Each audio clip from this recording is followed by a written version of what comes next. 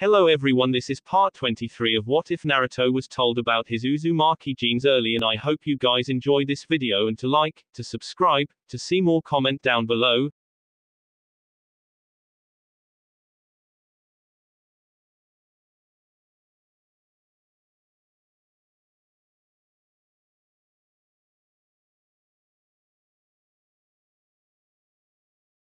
Air around the country was contaminated, making it difficult to breathe. The wave was in flames. Several buildings had exploded, and were burning to the ground. The people were trying to put out the fires, and failing. It was chaos, a tragedy that had befallen the peaceful land of innocent civilians whose only crime was being ruled by him. Causalities were there, but they had avoided the most of it. Some of the shinobi Naruto had brought from Am were still in the ground, helping out the people into safety. Panic had surged through. They didn't know whether to be indoors or to go out. If this fear knocked at the doors of Uzumaki, Naruto would lay siege to Iwagakure. He'd make them pay dearly. First of all, the war was already over. He had won and they had done this. He had not moved against their land, but they had made the move even after losing. It did not matter if Onoki was already dead. He knew about the attack and planned it, but did not stop it even when knowing he could die in the war. There would be consequences to those who were left alive. Naruto would make them pay. The emperor executed hand seals and held out both his hands. Dark clouds began to gather above the country. Slowly, they filled the area and drops slowly started to fall, kissing the ground while putting out the fires. In a few seconds, it was a downpour. As the drops became heavy, people started running to shelter. Naruto did not mind being rained on, he was not in a pleasant mood anyway. Perhaps the rain could hide his disappointment from the people of this country. He jumped from the rooftop and landed on the ground. A second later, the raindrops stopped hitting him. Naori was by him, holding an umbrella. When Naruto eyed him, he smiled. Yoshino figured you'd make it rain and still walk amongst the people to make yourself visible to them. It is a time when they are in trouble. If I am not with them, they think I do not care about them.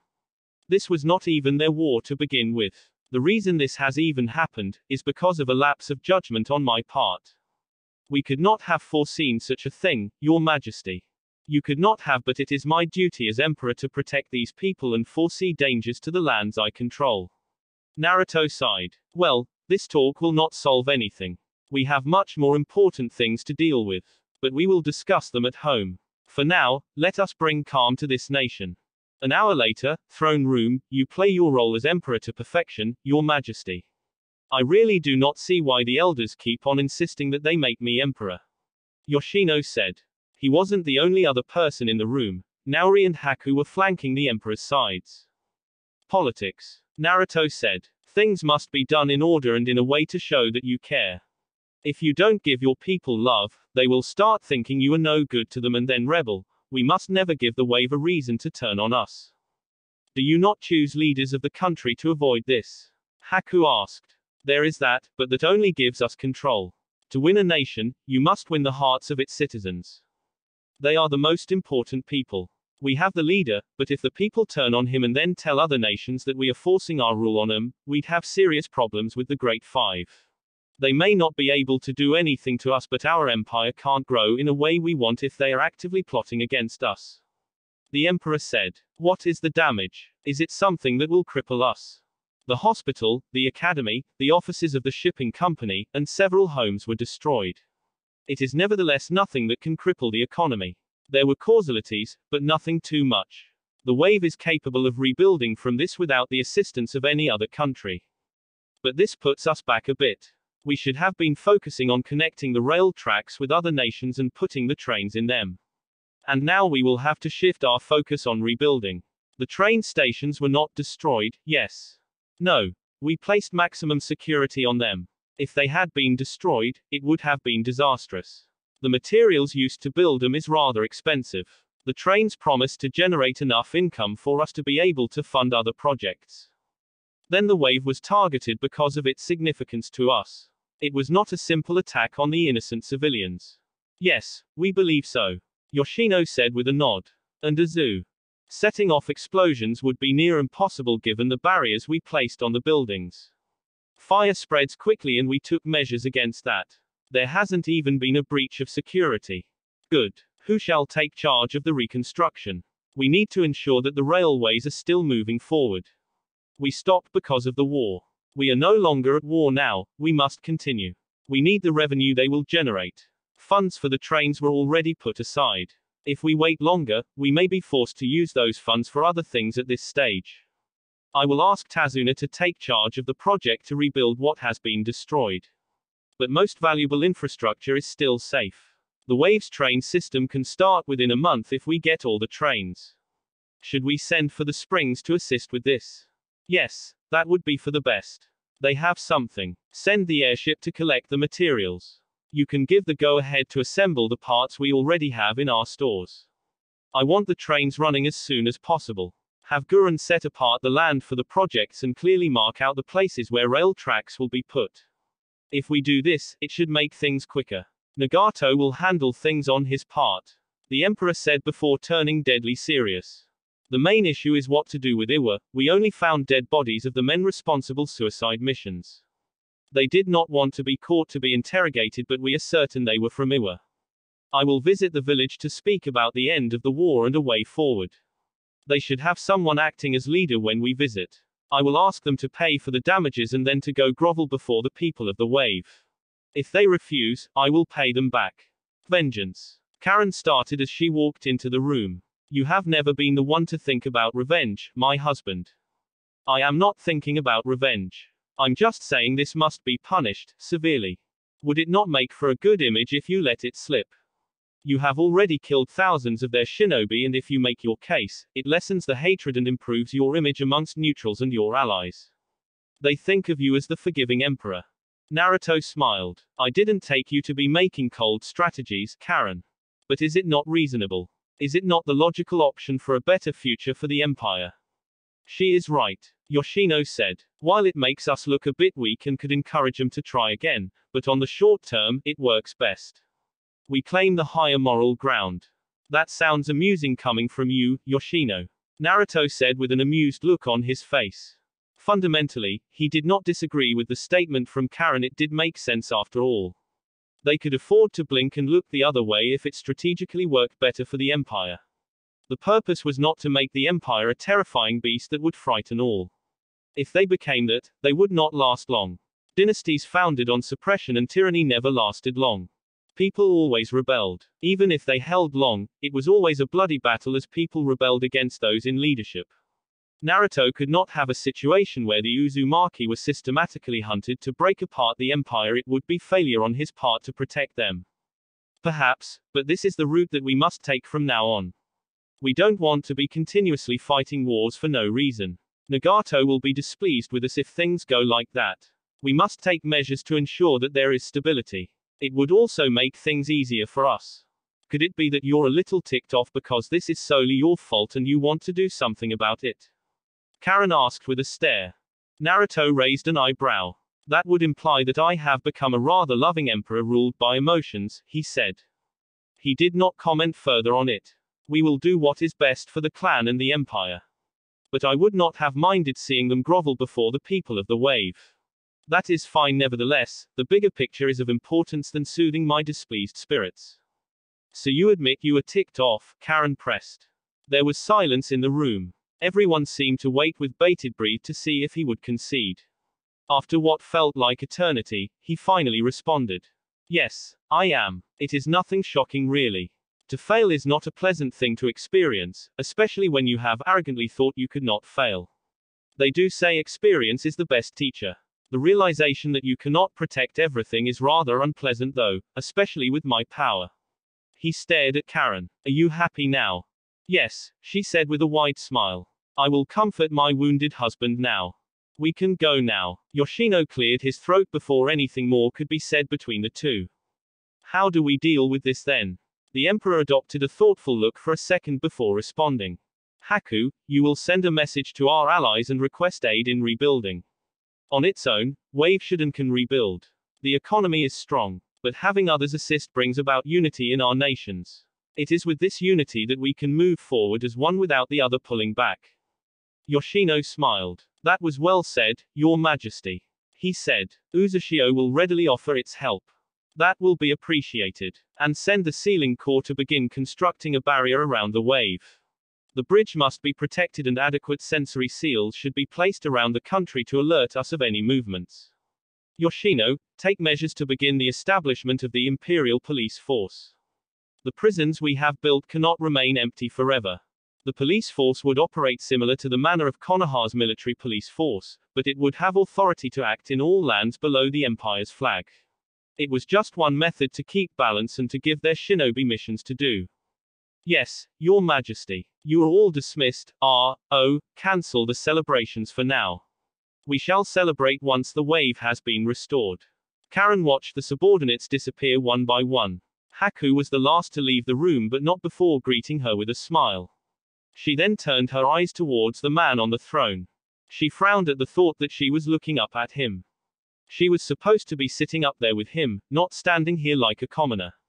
When did I start thinking like that? Karen thought with a small smile. You returned sooner, weren't you the one who kept reminding me that I had to return? I thought you would take your time and I would have to come once more to fetch you. You do seem to enjoy the attention I give when I'm trying to force you to do something. You are dreaming but it is okay.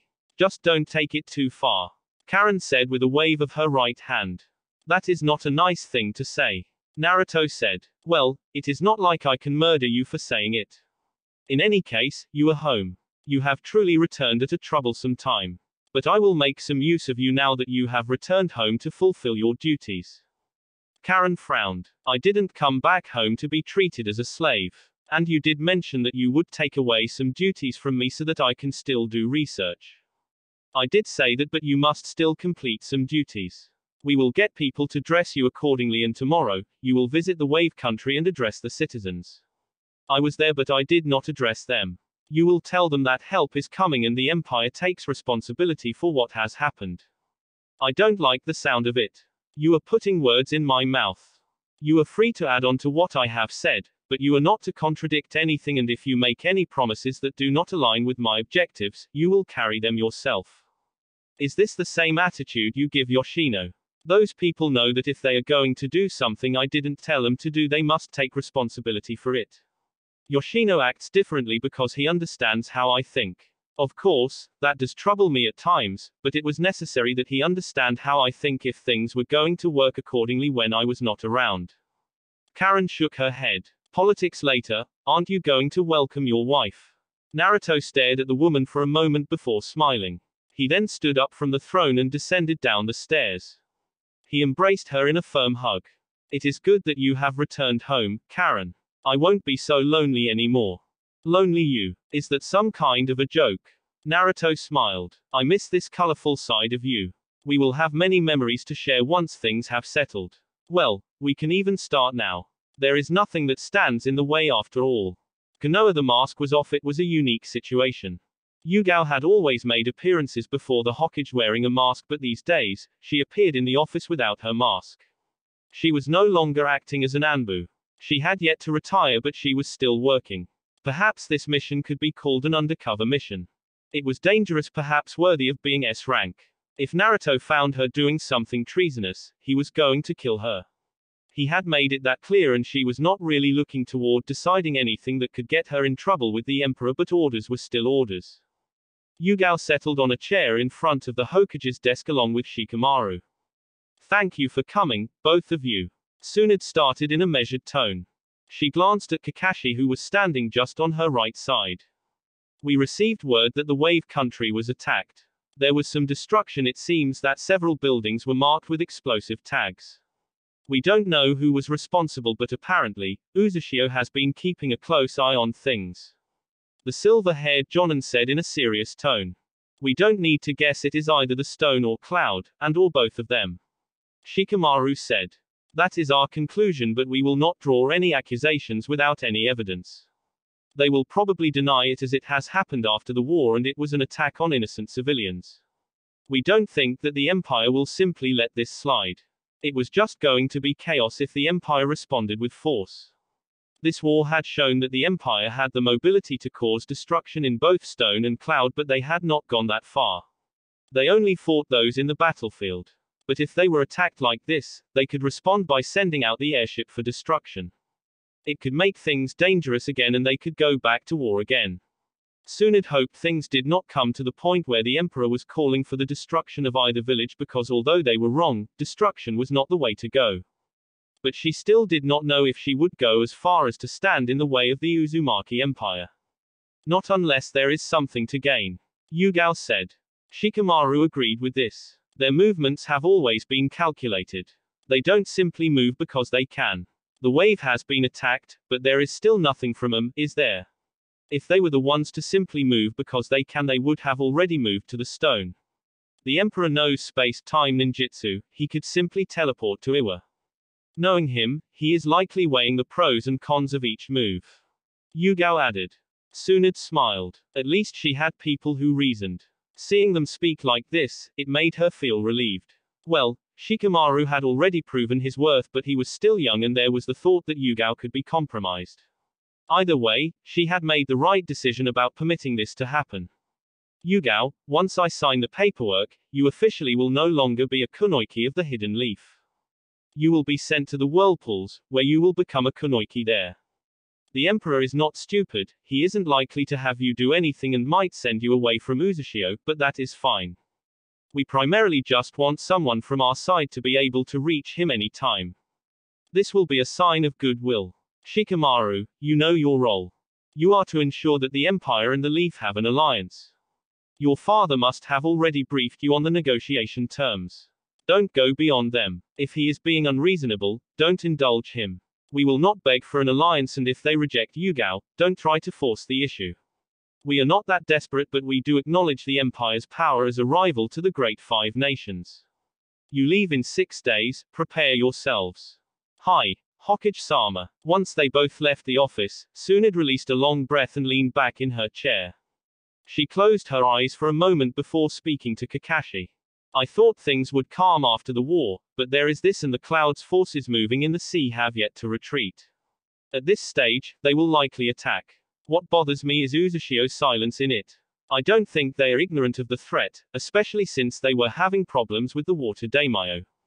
You think they will cause destruction and keep silent about it? Most likely, Sunad said with a nod. I should not stress over it. This should be your problem. At least for now, we have avoided a great war. Looks likely, but knowing how things work in the shinobi world, one could just be around the corner. That is why you must never relax. We don't know where the next threat will come from, and if Uzushio handles the stone and cloud badly, we will indeed have another war once they recover. You need to play your role well. If we have to go to war, then we will go. You should never sacrifice the leaf for anything. Kakashi felt like going on a tour across the elemental nations just thinking about the trouble ahead. Don't you think it would make sense for you to pass on the mantle once things have settled? It would be fair to the next Hokage to have a clean slate rather than inherit problems. It would be fair if those were problems caused by me. I have not caused anything. You just have to deal with it. Besides, I am still going to be around. Of course, I must still give you room to make your mistakes and do things as you think best. We don't want to be in a position where I am fighting with you over the village's direction. Such a situation would create factions within the shinobi forces. An unpleasant situation would surely arise from that. Meanwhile, it is quite remarkable that the Naruto that used to walk in this village has managed to bring all Great Five Nations to acknowledge his power in this manner. Shikamaru said as he walked alongside Yugao. Who could have thought? Shikamaru's friends could still not believe it, but this was the reality of things. For you it is remarkable. We have always been able to see beyond the mask. Even when you could not see beyond the mask, there had always been something about him. If things had been different, I would not have been dragged from my peaceful days. Well, this is the result of this village choosing to hate him rather than accepting him. Shikamaru said in a tired tone. My father says you don't approve of the idea of keeping tabs on the Emperor by spying on him. Yes, Yugao said. What do you think about it? It is risky and dangerous, and I think hardly worth the effort. I wouldn't say hardly worth the effort, but risky. Yes. The consequences would be disastrous to the Leaf. My life is out of the picture, but the Emperor would see it as a sign of betrayal. I stood before him on his throne and I returned confident that the Emperor does not have any intentions to do this village any harm unless we incite it. They have the goal but they are not a threat to Konoha. Naruto lived in this village, he probably knows it in and out. If he wanted to bring it down, he would have done so. He has stood before the village's strongest, he knows their skills and weaknesses. But he has not done anything with it or even threatened to use it against us. No matter what the goal is, it is simply not tyranny. Their movements and actions tell me that they are looking for something better without continuous battles, and they will probably make their movements in line with this. The Wave and Nadeshiko have not been undone by force, it has been cooperation and keeping good relationships. It is likely that they want to keep things on that level in the near future. For this reason, I don't think they will attack either Kumo or Iwa. In saying this, you should not carry out that mission. Just be the best kunoichi you can be for the Empire. Your behavior there should mirror the Leaf's behavior towards the Empire. You seem to think highly of the Emperor. I was in class with him. I don't think he is necessarily evil. He is cold and ruthless, but not a bad person. His relationship with the Sandaime did tell me that he is one who honors his word, and most likely won't betray agreements even though he doesn't like them. He didn't like the one the Sandaime drew but was still willing to go through it even when the Sandaime was dead. Yes, that is someone you can trust. Of course, he will always think about what is best for his clan as anyone would for their village. The problem is his power, which he displayed for all to see. Another reason they encouraged this war was to display the power for all to see. His name is now known all over the elemental nations. No shinobi thinking rationally will face him in battle. Shikamaru shook his head. We will see how he welcomes us when we get there. Uzashiogaku, the office was silent. Haku had thought he would find the Emperor and his wife bickering, as they usually do. It was always amusing to hear their banter about this and that. At least Haku could say it with certainty that Karen was someone that Naruto genuinely cared for. What simplified things was that she was Uzumaki. The Emperor loved all his clansmen. He did not discriminate whether they were twisted or not. As long as they were members of the Uzumaki clan, they were in his good books. Haku placed a load of papers on Naruto's desk. The Emperor already had 2 mountains he was going through. Even with all the work, Naruto did take the time to read the bottom line. He didn't just sign. It is good to see you at work, Naruto. Not that I find it enjoyable, but there is some peace about it. I cannot tire from it since I don't have to talk to anyone while doing it. Are you saying you get tired of talking to people, even me? Karen jumped in. She was sitting on the sofa, reading some reports. Naruto lifted his eyes from his desk and glanced at the Karen before looking back at his work. Maybe, he said quietly. What is that? Wave business regarding construction, budget proposals from Tazuna and proposal for a new structure. What is wrong with the current structure? The leader does not report to you but to Uzashio. We didn't change that. No, you were focused on fighting and always let Yoshino do everything. We will change that. But that means that we must hire more people to work for us. The compound is not big enough for that kind of work. We never did make it to be a working place but my personal space. You are going to build your castle in the Sound, you can base all your subordinates there. Moving between here and there should not be a problem for you. Your other wives will also find a bed in that castle rather than coming here. I really don't want anyone in this place. This is our home, not any other woman's home. Naruto dropped the pen and leaned in his chair before staring at Karen for a long minute. I guess that works. I can have my fun there without your elders sending me glances. Send a message to Gurren to prioritize the building of my castle. I want it complete within a month. Of course, I will send an army of clones to help build it quickly. We will also borrow Gurren's power for materials. But her ninjutsu is only usable while she is alive. The moment she dies, everything falls apart. We are Uzumaki, we can solve that problem. Naruto said with a shrug. That does remind me, Karen, I am sending you to your elders to make sure they teach you proper fuinjutsu. Karen glared. You really hate me, don't you? Maybe a little. Naruto said with a smile. I don't expect you to come up with amazing ideas, but I at least expect you to be adequate. Not in the standards of the Uzumaki.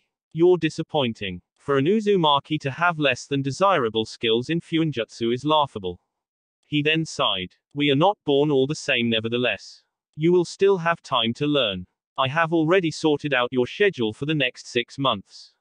Your duties will be relaxed during that time. Of course, if you show good improvement, you won't have to spend that much time with those people. They will probably give you poison to feed me. I'd take it with both hands. I don't doubt you'd go that far. I have truly married the wrong one. Take lessons, Haku, be careful with whom you choose to marry. But poison is unlikely to kill you since you are a Jinchuriki. Haku said. The Kyuubi's chakra has been working within my system. That means it must leave the seal. If you have Karen bind me with her chains, I cannot break free. Haku smiled. You'd never sleep if you knew there was a jutsu that could trap you in an inescapable trap. I find myself agreeing with that statement. Karen said with a nod. Naruto shrugged. I just find it to be a puzzle that needs to be solved. He said. What else? Kumo Shinobi. Have they selected a new Reikage yet? Not that we know. You think if they select a new Reikage they will order a retreat? Yes, but that will depend on the position of the new leader. If he thinks he can do what I failed to do, then she will lead them into war. Of course, should that happen, then we will annihilate them. For now, don't do anything. Let us wait and see, but if they move towards us, sink them all. All of them. Let no one escape, Haku. If possible, leave a monument of ice in the sea. That is rather brutal of you. Karen commented in a flat tone. A necessary measure to those who think that if we let Iwa get away with nonsense, we will let anyone who dares threaten us get away with murder. Ah, you are still displeased about that. Haku said with a smile. You'll soon get over it. And I hope you don't do anything to sabotage the route we have chosen. What do you make of me? I have never been driven by my emotions. But this is different. Haku said. The loss of life was the result of your oversight. It happens. Naruto said nonchalantly. I think we shall. He trailed off when Yoshino entered the office with stack of papers. He released a long sigh and folded his hands across his chest. Is there any more work that needs me? Yes. Yoshino answered with a nod. I can bring it now, if you want. Haku. Guren probably has something. You can send Naori to fetch it. Naruto thought about it for a moment before nodding. Let us do that, and every one of you will leave me to work alone. And no one shall disturb me. Including me? Karen asked. Who knows? Naruto said. I am going to visit both Cloud and Stone in the next couple of days. It is then that we will return with a way forward after having spoken to the leaders they have chosen. I had decided against going soon because I wanted them to prepare. I thought you would send me over as you did last time around. Yoshino said. You enjoy messing with people's minds too much, Yoshino. I don't want to frighten these people by your tongue. Besides, you relieved yourself of those duties when you had Haku take your position as my right-hand man. You have no role to play in this situation. Focus on Uzushio. That is a little harsh. Go to Miyuki to nurse your wounded feelings. Naruto said with indifference. I'm afraid Miyuki is as unapologetic as your wife, your majesty. Yoshino said with a smile. I'm sitting right here, you creepy bastard. Now, Karen. Yoshino started in a quiet tone. I am not without emotions. It does wound me when you say such things like that. Karen snorted. Yeah, right. Naruto laughed. See, dear, you would make a good match with Yoshino. We can change things now and you can marry him. And you'll marry Miyuki. Yoshino offered. Hell no. Naruto was quick to say. He then changed the subject. I need you to stay here and prepare for the meeting with our people. It is likely that we will have some nations coming before us to be nice. Haku, have you ready the invites to our leaders? Yes. Good, Naruto said. Once they arrive, and I have dealt with both Cloud and Stone, we will know where we go. The Uzumaki Empire can begin another chapter of its rise to power. And hope it will not be one of bloodshed.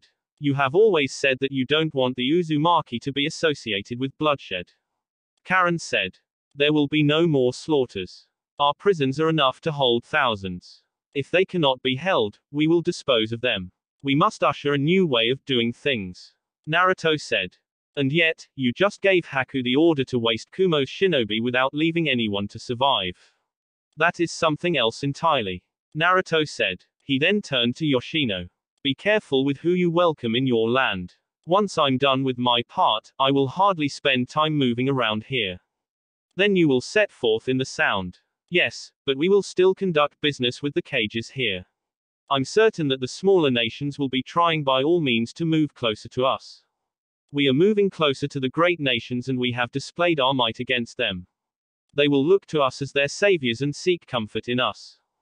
Would they not directly come to you then? We will set up the structure. But as you can see, we don't have the structure. The empire itself is only me. Most things go through you. We must look for people to fill up the gaps. The emperor paused, looking thoughtful. I will do this before the day ends. The one thing about being emperor is that I don't need to take anything to anyone to approve it. Yoshino smiled. I can say the same but little difference in that I know what you like, so I can do whatever I want and only inform you afterwards. That must stop. Haku jumped in before Naruto could respond. People will have to stop coming through you but to me. We will set up that chain of command and communication once the castle is built. His eyes narrowed. I'm serious when I say you will not be speaking to His Majesty directly unless I approve it. This thing of strolling in his space will stop. That is rather assertive, Haku. Yoshino remarked. I must be with you people. You have grown used to His Majesty. It is why some things are not done in order. I can understand with either Naoki or Naori, but you are different. I must nevertheless put a leash on Naoki. He is too much of a loose cannon. Naruto whistled. Save the energy for the troublesome people we will deal with, Haku. He said. You can all leave me to work. So, we are indeed keeping up with what Haku said. Yoshino stated. Well, I did know he would come around. Someone will bring the paperwork to you, Haku. He turned to Naruto. I wish you a safe journey when you visit the Cloud and Stone, Your Majesty. 3 days later Yugito had to mentally slap herself to avoid smiling when Naruto appeared before her once more in her room. She didn't mind him coming in her place. She didn't even leave the balcony where she sat, reading a book. He had sat here some days ago when coming to visit her. Admittedly, she had never hated his presence, and still did not. He was the only other person in this village with whom she could freely speak. He had made his intentions clear to her. She knew what he wanted from her. Hidden motives had been thrown away. Perhaps it had been a move from him to make her feel a little free. Escaping work. I'm not that childish. Admittedly, I find peace going through my work. You are strange. We can't all be the same. Some people must be weird. It is our differences that make life interesting. If we were all the same, there would be no puzzles. We would all be the same person in different shapes. For some people, that is not a bad thing. Mentally challenged people. The emperor said. Pick up your things. We are leaving now. Yugito stared. What is that supposed to mean? The war is over. I won and my enemies lost. That was apparent when I heard celebrations. I can't say I had any reason to celebrate even though I knew I was going to be free. Perhaps it was because I knew Isama had been killed. Then you know what my words mean. I am returning you to your home since you have refused to love Uzushio. You could have warned me, you know. While she had tried by all means to avoid becoming familiar with this village, she had ended up liking the peace. Of course, there was no place like home and she had been honestly bored here, but she had still come to enjoy the atmosphere around here. She would admittedly come to miss it. She would, of course, never admit this to the emperor. It would just give him the motivation to try harder to get her to return here. If I had warned you, it would have defeated the purpose.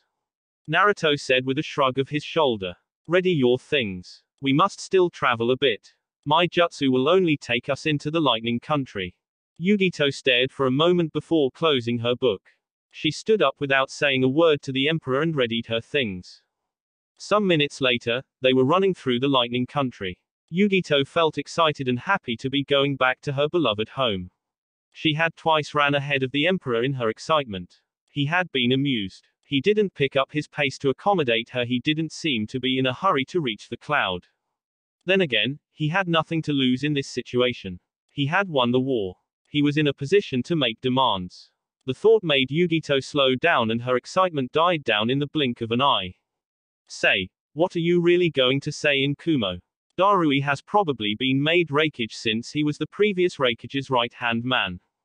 Naruto stopped running and started walking. They were within the outskirts of Kumo and he had already warned him of his visit. Still, he hadn't actually thought about what he was planning to say to the leaders. We will see what happens when I get there. You're not that whimsical. I'm not, but I have still not prepared a speech. Things will go in two directions. It is either we work out our issues or they say we go to war again. Of which, I would not mind going on a rampage. Darui would find it too much of a hassle to go to war. With what they saw, Yugito didn't even think that they would willingly choose war once more. The Emperor would destroy them unless they had something else in mind they could use. As long as Naruto was fair, there would be no challenges. Yugito was almost certain that the Emperor would not be making ridiculous demands to her village. Hopefully, war has not changed Darui. I will not rest on hopes. Naruto said. You are overly excited. What do you think will be waiting for you when you arrive home? I honestly don't know. Let me tell you then, they will blame you for losing the war. If you had not been captured, you would have fought alongside B and might have saved I. You will be branded as useless and having hidden in the comfort of the enemy if they see you walking with me in perfect condition. Yugito frowned deeply. You have two options. You can choose to enter on your own and have Darui admit that you were returned as a sign of good gesture. Or you can allow me to beat you up, break some bones and chain you before dragging you. They will only spit on you. They already hate me for killing their shinobi and loved ones. Hatred I know and I have experienced. That is generous of you, but no thanks. I will endure it. I did not choose to be captured, and if they choose to hate me for it, then so be it. You're hopeless, it's a little disturbing and I want smack you in the face, perhaps then you can speak sense. Simui, Darui and Mabui were waiting for them at the village entrance. Darui was wearing cage robes. Yugito didn't pay attention to the other two but hurried up when she saw Simui. She embraced her fellow blonde with a warm smile. She shed a tear. She was truly glad to be home. To be with the people she loved. Even if the villagers might hate her, as long as these people she loved were still there, it would not matter to her. Your Majesty. Darui greeted the Emperor while holding out his right hand. Naruto shook the hand silently before folding his hands behind his back. You succeeded, I. Yes. Darui answered. Please follow me. We can simply head straight to my office or we can walk. I must warn you that some unfortunate things may reach your ears if we walk. That is fine. It is not like it is anything new to me. Besides, I should not feel offended. I did kill their loved ones. The Emperor said as he followed Darui. He eyed Yugito before shaking his head. Was I that bad of a host that you cry when you arrive home? You did staff me in with that hateful woman after I was captured. Yugito said. Naruto shook his head. There was nothing but glares as they made their way through the village. He could sense some shinobi following them from the shadows. Even B was with them but keeping a distance.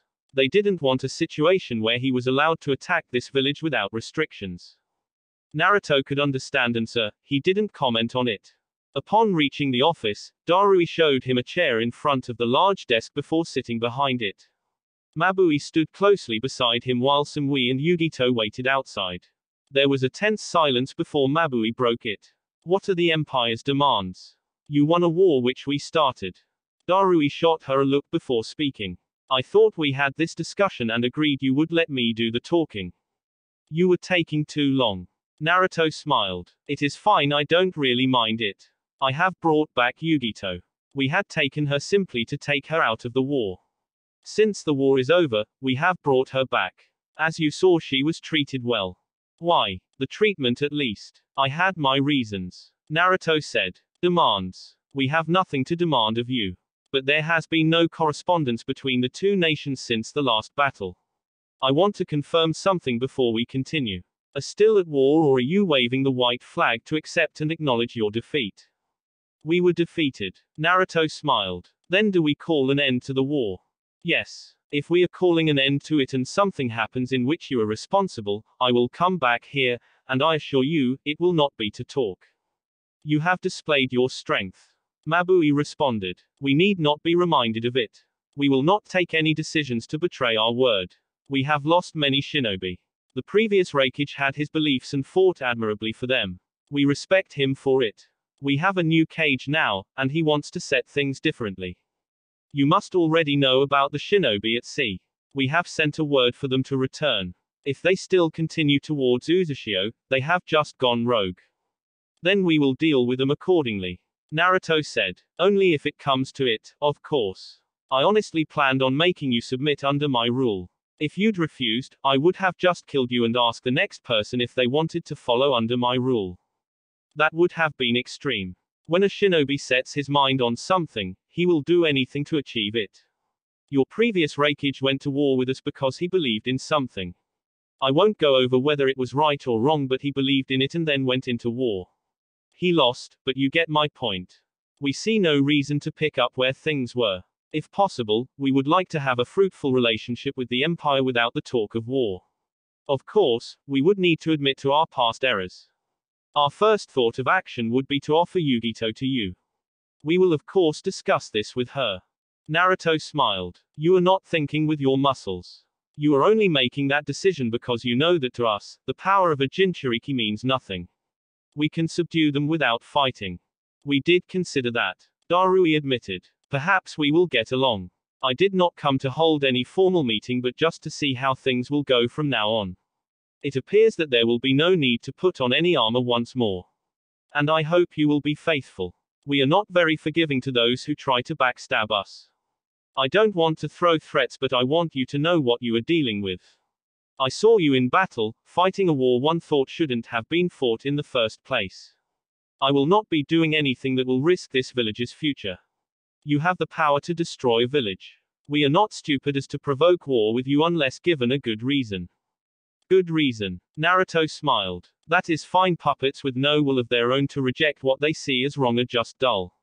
Challenge us if you think we are wrong. Do not be afraid of us. I will think about Yugito when I get home. For now, sort out your proposals as you know where we stand. Next time we sit, we shall come to an agreement. For some reason, Darui agreed with the emperor. They talked for a couple of more minutes before the man decided to leave. He didn't need anyone to follow him as he would make a hasty departure from the country. Once he left the office, Darui released a long breath and leaned his elbows on his desk. That went better than expected. Mabui said. Darui nodded. We still cannot let our guard down. They might surprise us when we hold meetings. Yet, it is still plainly clear of who stands at the top. There will be things we would normally not agree with, but we will be forced to agree with because we know what he can do. We will most likely be forced to toe in line without having him place us under his rule. Darui thought about it before shrugging. It was better than more bloodshed. As long as Kumo was safe and the people had their freedom, he would not complain and he would not allow anyone to say otherwise. Meanwhile, seeing Naruto outside the office, Yugito smiled nervously, worried over how things had gone. Everything went well, she asked. She would not want to be in a position where she had to attack the emperor. He had been kind to her. But if there was no other choice, she would have to swallow her emotions and get it done with. Yes, better than expected. Yet, you don't look very happy. Sumui commented in a flat tone. I'm hardly excited unless there is a strong opponent in front of me or a woman stripping down for me to partake myself in her. So it true, you are a pervert. Naruto shook his head. I'm not a pervert. Don't mix pleasure with perverseness. He said in a strong tone. We will speak soon, Yugito. I'm told you might make a home in our land, but of course that is if you accept it. You calculated that something like this would happen, she accused him. Naruto just smiled. Enjoy being home. He disappeared along gusts of wind. The following day the stone was different from the cloud.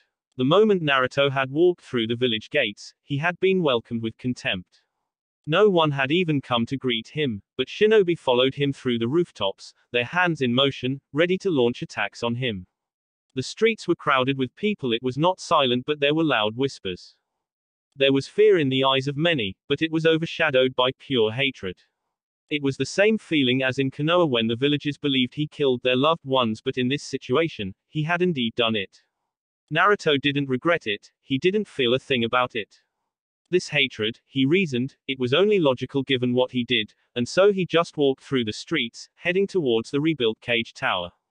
It would have been a good thing if these people had prepared the Uzumaki flag, held it up and played music for his royal procession. But instead, they were just looking down at the murderer of their loved ones. None of the adults would dare think of attacking him, not when he could snap their necks. A child suddenly stood in the way, holding a stone. The shinobi watching close by did nothing, they just watched as the child threw the stone towards his face. The emperor caught the stone and crushed it before coming to a halt just in front of the child. Give back my father. His cold eyes froze the boy into his place. No one stepped by. Naruto reasoned this child was now a war orphan. If he still had a mother or father, they would come out to try to plead for him, but the rest of the villagers just watched. War orphans, it was a sad thing, but sadly, the result of war. You did not go into war and return without pain and suffering. This was the result, and yet, shinobi nations have always been quick to ignite the flames of war. He bent down slightly and spoke in an audible tone. I cannot bring your father back to life. For the dead remain dead. If you want to hate someone, hate the person who sent him to war. But you killed him. Someone shouted from the crowd. Yeah. Naruto straightened up and closed his eyes. He put his hands inside his pockets and then walked past the boy. An oppressive air began to fill the streets as Naruto slowly walked. He then spoke in a cold tone. In war, it is kill or be killed. If I had not killed, I would have been killed. Of course, you people would have rejoiced. This village took part in the destruction of my village years ago. We experienced the same feeling you are feeling now. Yes, the small nations you cheered while they were invaded suffered this feeling. They are looking at you in the same manner as you are now. They are probably shouting in joy, experience what you have made us experience. Know the pain of war, and next time, you will not be so quick to go to war. After saying that, he disappeared from the crowd and headed straight to the Tsushikage Tower. Kurotsuki, she was sitting there, with a smirk on her lips. No doubt, she was waiting to see a baffled look on his face. But he would not give her the satisfaction. Admittedly, he was shocked to see Kurotsuki sitting behind the desk. He hadn't been informed yet that she returned. Naturally, he did not display his shock, he just smiled and entered the office before speaking casually. That was a rather unique welcome into this village. If I didn't know better, I'd think you organized the march just to entice a reaction from me. Kurotsuki waited until the emperor was settled before speaking. There was nothing but contempt in her eyes. You seemed to handle it well, nevertheless. My childhood was colored with such displays of affection in the hidden leaf. Looks of hatred and people calling me names mean nothing to me. I honestly don't care if people hate me. At least in this case, I can reason why. There would be no reasonable person who would not be angry at a person who killed their loved ones. This reasoning made Kurotsuki frown deeply. What kind of person thought that way? What kind of an emperor was he? Didn't he have pride in his name and status? Was he simply just going to allow some people to talk to him in any way they pleased? Heartless bastard. Kurotsuki murmured. Not the worst thing I have been called, but I will not tolerate that from you. Kurotsuki narrowed her eyes. What are you going to do about it? Naruto smiled. He hadn't expected things to be easy with Iwagakure. These people were stubborn, but the appearance of Kurotsuki did complicate things. There were still many questions regarding her disappearance. Onoki had not been playing tricks on him that day when he demanded to know of her whereabouts. He genuinely didn't know where she had disappeared off to and if she was alive or not. He raised his index finger and shook it 3 times. Killing you is simple for me, and the same about laying waste to this village. Did you know, I can expel oxygen from this room. The effects affect me as well, but I have had much better training. He said and then snapped his fingers, releasing a burst of chakra. Kurotsuki started gasping for air within seconds. She had her right hand on her throat and her left fist slamming her desk. She could not breathe. There was no oxygen. She struggled violently, trying to find air to breathe. Her struggle caused her to fall from her chair and down on the floor. She was suffocating. Her eyes were wide and in shock. She was slowly dying. She could feel it in her body. Why was there no one even coming to save her? How did things even come to this point? She had not defied death just to die so pathetically in her office with her people watching. What had the emperor even done? Naruto snapped his fingers once more and everything returned to normal. Shinobi immediately flashed around him and some to Kurotsuki and helped her to her chair. She was breathing heavily, hands around her chest. After wiping some sweat off her forehead, she calmed her breathing and glared at the emperor. For a moment, she had thought she was going to die by suffocation. I'd put a barrier around the space. We Uzumaki specialize in the art of sealing after all. Putting barriers happens to be something I am very good at. I was making barriers when I was little to hide certain things I did. The Emperor said before asking, will you behave? Don't think it isn't impossible for me to do something like that in the village. I just need to erect a barrier large enough to cover this entire village and then make it happen. Kurotsuki did not respond to this. What do you want?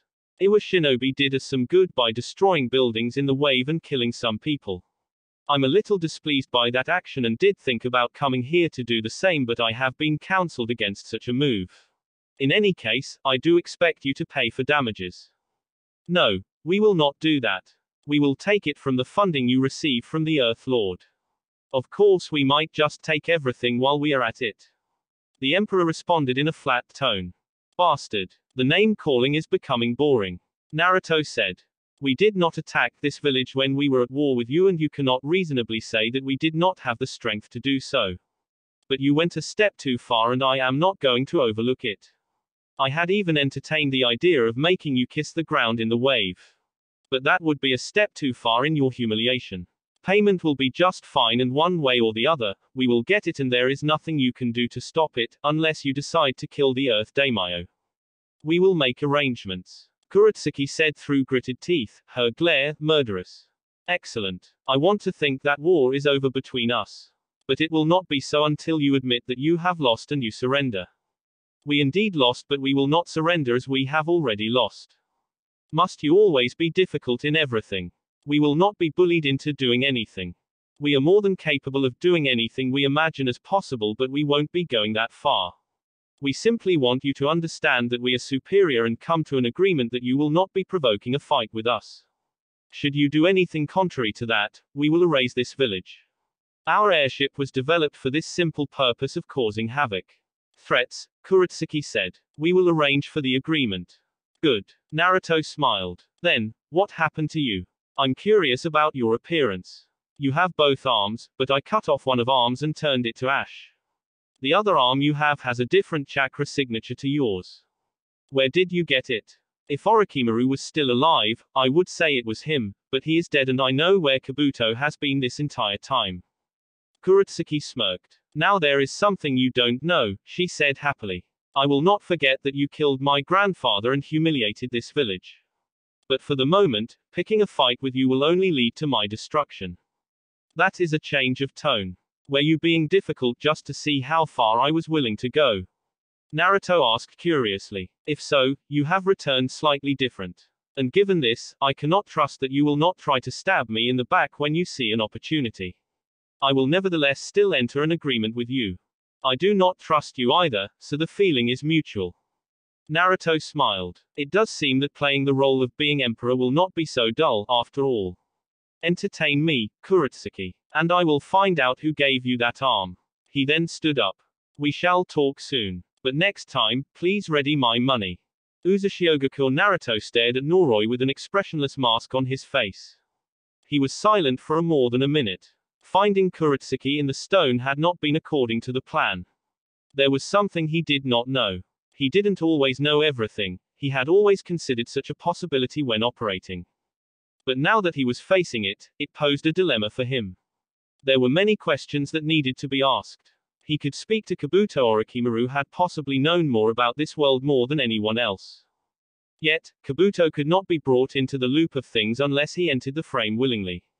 You had the mission to find Kurotsuki, Noroi. You failed this mission. You were supposed to find her and dispose of her.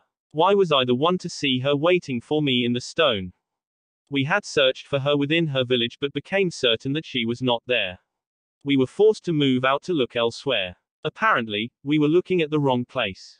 That doesn't please me. The fact is that Kurotsuki is very much alive and with a backer that we do not know.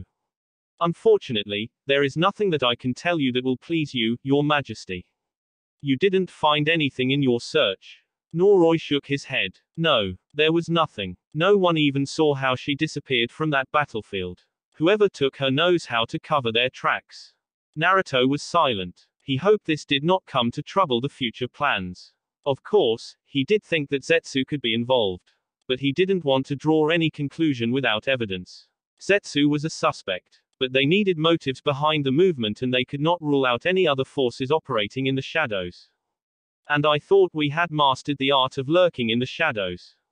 The Emperor said before turning to Yoshino, who had appeared moments ago. What do you think? It could be Black Zetsu, but whatever it is something we cannot possibly overlook. Kurotsuki has always hated you since she was captured in her attempt to assassinate you. Her hatred was the result of the suffering she suffered at the hands of Gurren. Perhaps we shouldn't have gone that far.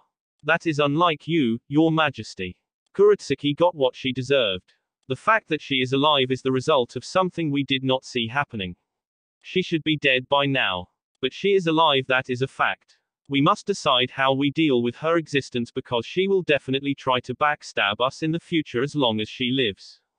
Then we must think of way to kill her. Naruto said in a measured tone. I will think of something, Yoshino said. She must be removed. But not now. I will think of something clean. If death is not an option, controlling her should work. But that would raise suspicions given her contempt for you is not a secret. We have the tools to control her, but such killing her is the best option. Fine, Naruto said. In the meantime, Noroi, have someone disposable keep an eye on her. We will proceed as planned on our agenda. Go to Gurren to help set up things for intelligence and decide how you will communicate with all other nations. Yes, Your Majesty, Noroi said before disappearing from the throne room. The first suspect, of course, is Black Zetsu. But what would be the motive there? Kurotsuki has not the power to be used in gathering the Jinchuriki. And that is something she would most definitely not go along with unless she doesn't know about it. What is it? Is it his way of trying to disrupt things for us? We do not care about peace. Even if Kurotsuki disrupts things, nothing will change for us. As long as the Empire stands, we march on.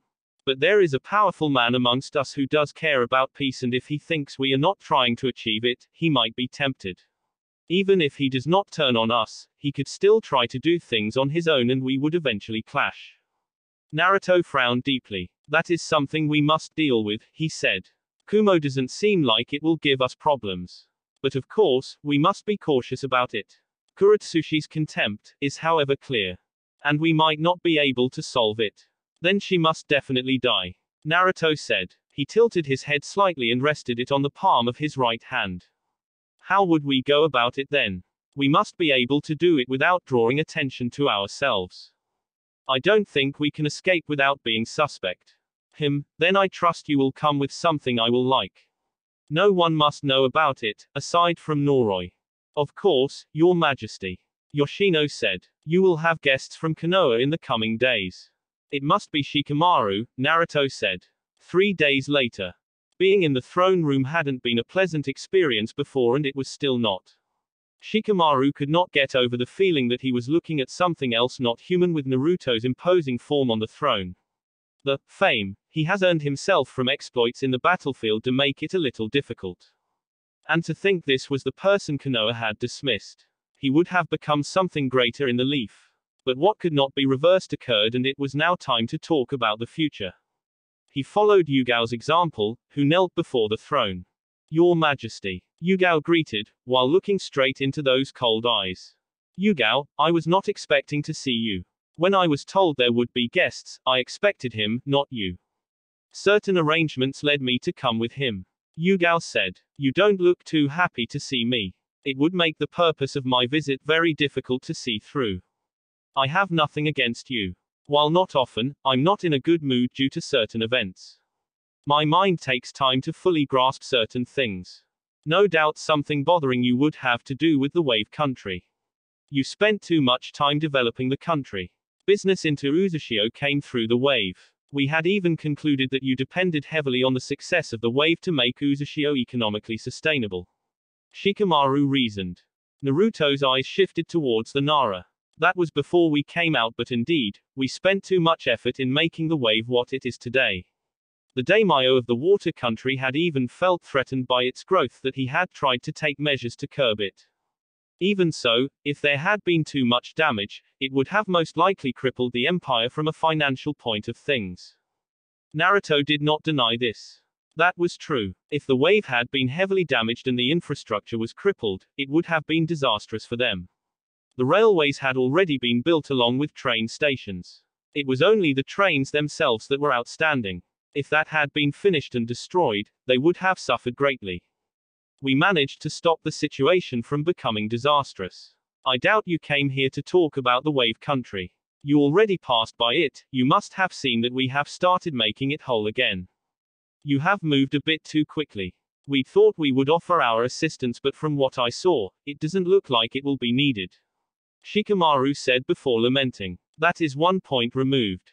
I would not have accepted your help, either way. The wave isn't that poor that it would not be able to fund things. Yugao, you said you had something. Konoha is offering me to you as a sign of goodwill. This is the result of us no longer willing to force you into a marriage with anyone in the leaf. I have ceased being a kunoichi of the leaf and I'm ready to serve the Uzumaki. Naruto stared at her for a long minute before responding. No doubt to spy on us. The thought did come to mind. Yugao admitted. But if you were to become a kunoichi serving under me, it would be impossible for you to betray us or even spy on us. Yugao did not hide her frown. Somehow that doesn't make me very comfortable. I'll not nurse your feelings. But I will accept you. You will find out that you will not be able to act against us. But you won't be in this village. You'll be sent to the Sound. I am building my castle there. Shikamaru realized something. His father had made an oversight in something. The Uzumaki were Fuinjutsu masters. Of course, they would have seals in place to ensure that Yugao does not do anything against them. There were seals that kept you from talking about certain things already at use. These people could do far worse. At least he had cancelled that mission. Fuinjutsu, Shikamaru said with a slightly shake of his head. As Yugao-san has said, Konoha wishes to draw a new agreement with you. I came here for that purpose and I have already been given what Konoha wants in the new agreement. Tomorrow, Naruto said. Naori, the redhead flashed beside the throne. Your Majesty. Call Haku to send Shikamaru to a hotel. Give Yugao the seal and then take her to the Sound. Tell Gurren that she is a former Konoha Anbu and she can make use of her any way she pleases, but she must be given duties that fit her skills. Hi. That will be it for this video. If you want more, comment down below, like, subscribe. And see you guys later.